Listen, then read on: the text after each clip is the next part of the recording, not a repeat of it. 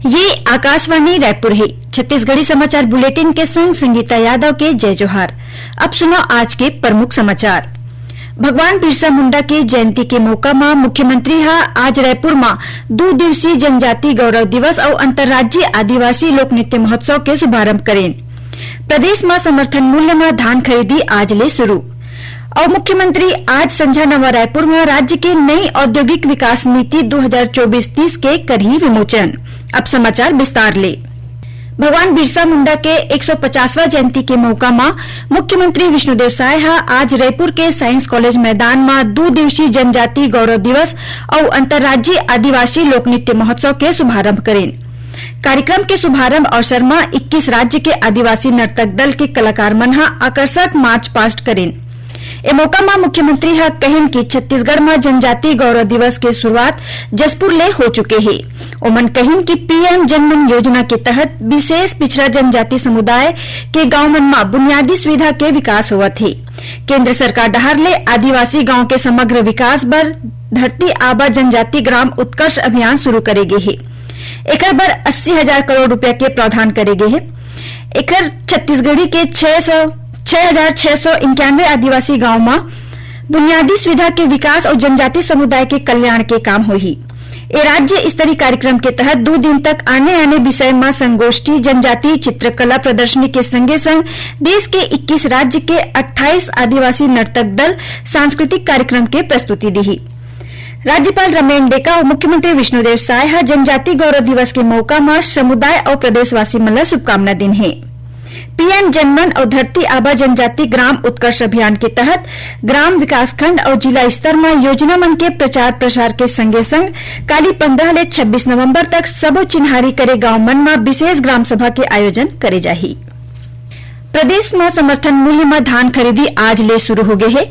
मुख्यमंत्री विष्णुदेव साय बालोद जिला के गुंडरदेही विकासखंड के भाठा गांव ले धान खरीदी के शुभारंभ करें। ए मौका में ओमन किसान मन ले खरीदी केंद्र मन में मिलत सुविधा के जानकारी लेन।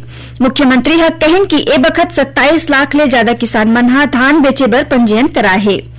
सरकार डहर ले धान के भुगतान 72 घंटा के अंदर सुनिश्चित करे जाही। ओमन कहेन कि 2,700 ले ज्यादा उपार्जन केंद्र मन के माध्यम ले धान खरीदी करे जाही। धान खरीदी पर सबो उपार्जन केंद्र में बायोमेट्रिक डिवाइस के व्यवस्था करेगे है।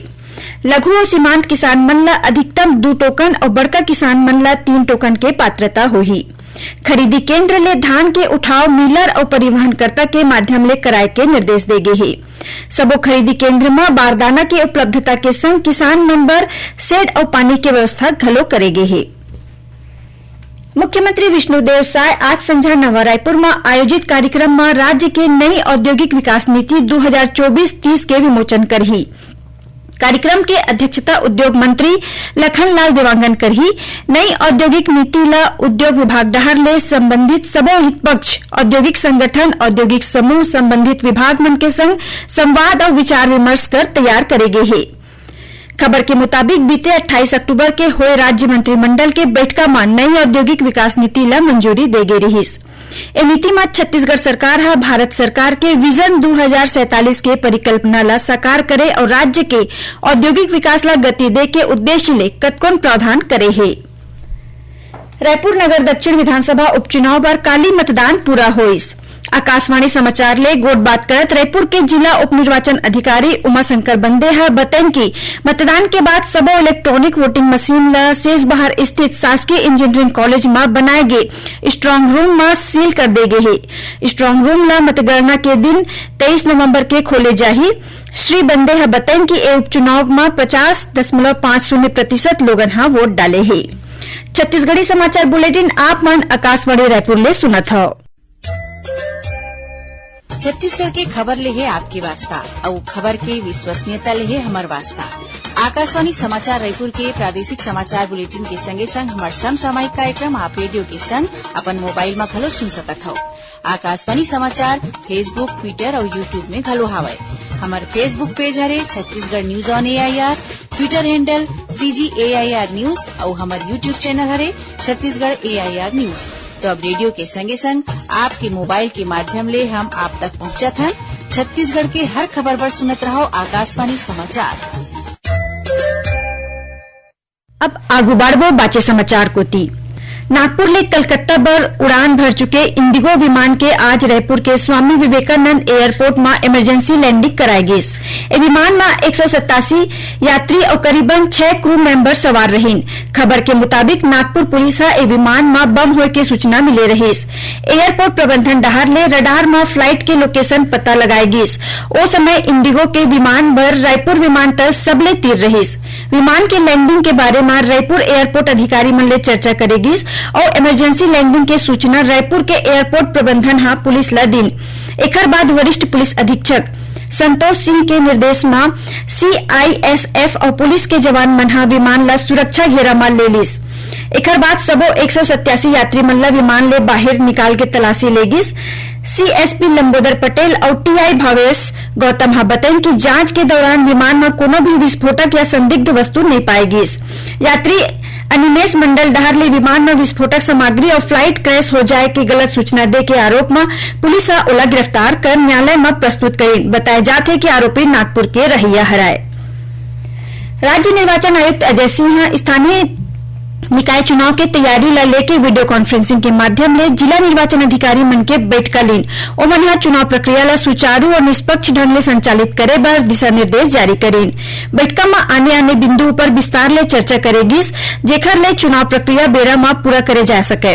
राज्य निर्वाचन आयुक्त जिला निर्वाचन अधिकारी मन ला निर्वाचन नामावली में कोनो भी तरह के त्रुटि ला दूरिया करे के निर्देश दीन जेकर ले हर योग्य मतदाता के नाम सूची में शामिल हो सके।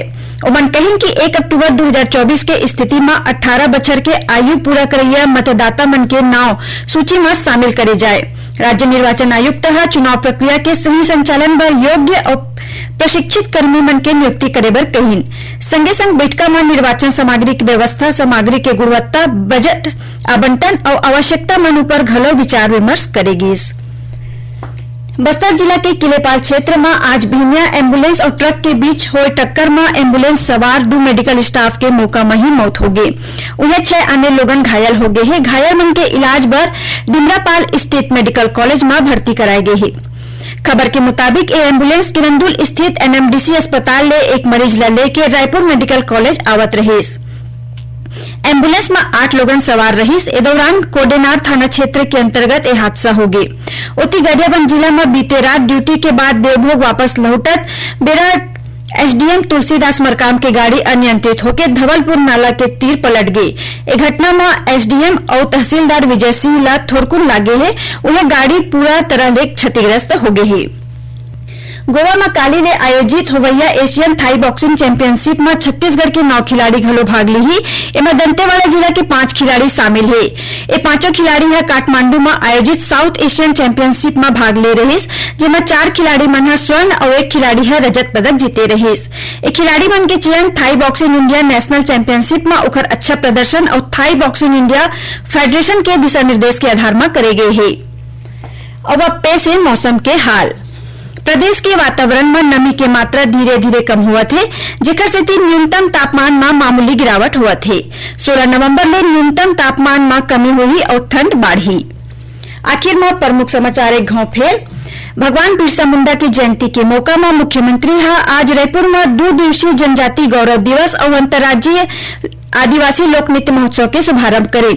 प्रदेश में समर्थन मूल्य में धान खरीदी आज ले शुरू और मुख्यमंत्री आज संझा नवा रायपुर में राज्य के नई औद्योगिक विकास नीति 2024-30 के करही विमोचन। एक संग छत्तीसगढ़ी समाचार बुलेटिन यह सिरावत है। जय जोहार।